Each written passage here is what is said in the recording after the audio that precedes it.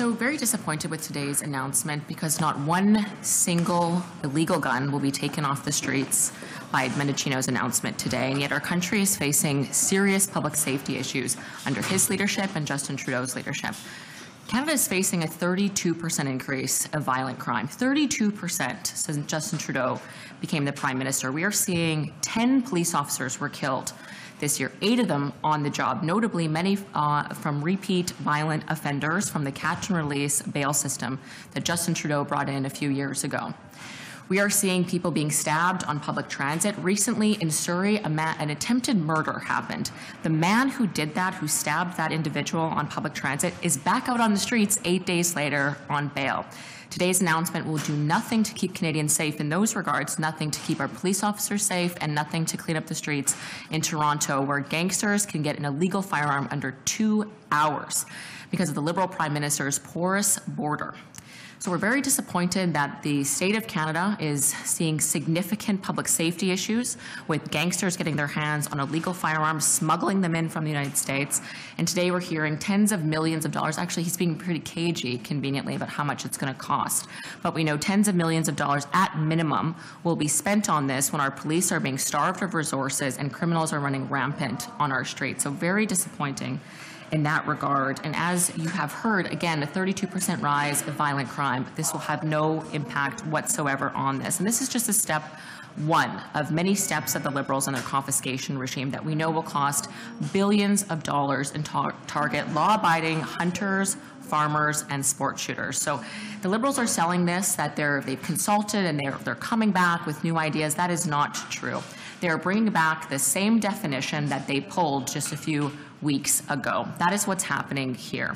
They're talking about some sort of the list that they're not bringing back. That is also untrue. The list is encompassed in that definition. Let's just be very clear about that. So they're using weasel words. Nothing has changed. The attack on hunters is resuming in full force. This is round 2 that the Liberals are launching their largest attack on hunting rifles and hunters, farmers, and Indigenous Canadians in Canadian history. That's what we're seeing today. Le fait que l'association des gens qui s'occupent des armes et des munitions participent à ça, est-ce que c'est pas un exemple de bonne volonté du gouvernement d'inclure ceux qui font du tir sportif dans la situation?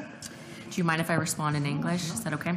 I find it to be cruel irony that the Liberal government, who has starved these mom-and-pop gun shops of resources with 3 successive gun bans, now is throwing them a bone of taxpayer dollars to the tune of tens of millions of dollars, and it will do nothing for the illegal guns that are the real problem on the streets. So it's a lot of cruel irony there, but it's understandable.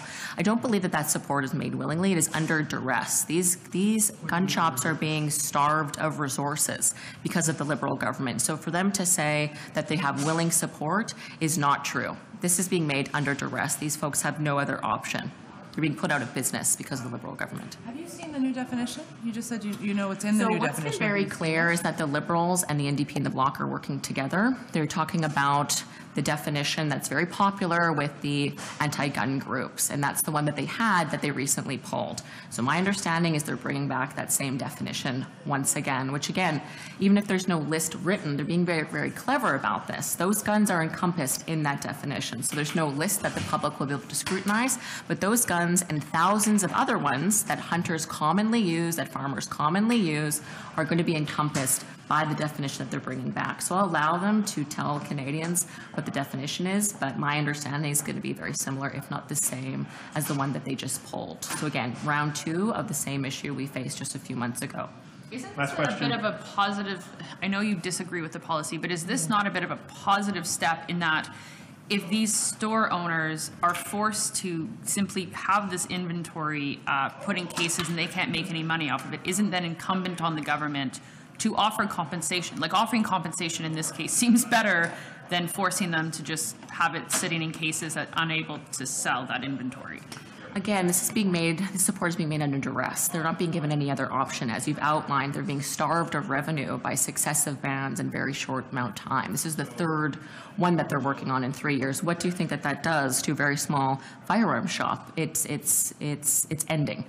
There are shops closing across the country. So I understand why they're supportive of this to some degree, but it's being made under duress. And what's very frustrating is those firearms under lock and key in firearm shops. This is not impacting the gangsters in Toronto that are killing police officers and innocent Canadians. This is not impacting the real problem at all, and yet it's costing taxpayers tens of millions of dollars, not to mention significant police resources. This is just step one of the confiscation regime. We know that Mendocino is looking to work with police to institute his confiscation regime of individual private property. That is going to drain further police resources from fighting violent crime. That's actually the cause of gun violence. And in fact, if you see Stats Canada, less than half of 1% of all violent crime, which has gone up 32%, less than half of 1% is committed with long guns.